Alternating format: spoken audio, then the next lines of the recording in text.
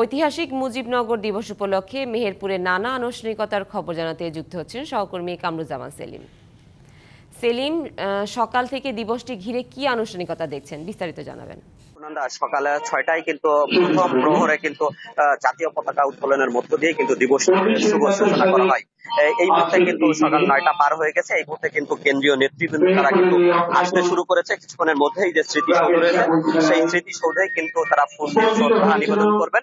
শ্রদ্ধা নিবেদনের পরপরই কিন্তু এখানে কুচকাওয়াজ অনুষ্ঠিত হবে এবং এর পরপরই যে মূল মঞ্চ, যেটি শেখ হাসিনা মঞ্চ আছে, সেই মঞ্চে কিন্তু যে আলোচনা সভা সেটা কিন্তু অনুষ্ঠিত হবে। ইতিমধ্যেই কিন্তু মুক্তিযুদ্ধ বিষয়ক মন্ত্রী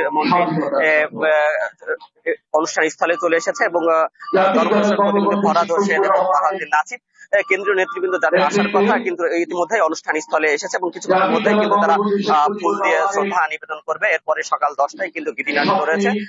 এরপর পরপরই সারাদিন কিন্তু বিভিন্ন অনুষ্ঠান মালার আয়োজন করেছে কিন্তু মুক্তিযুদ্ধ বিষয়ক মন্ত্রণালয় এবং মেহেরপুর জেলা প্রশাসন। এরপর পরই কিন্তু সন্ধ্যা 6টায় কিন্তু একটি সাংস্কৃতিক অনুষ্ঠান রয়েছে।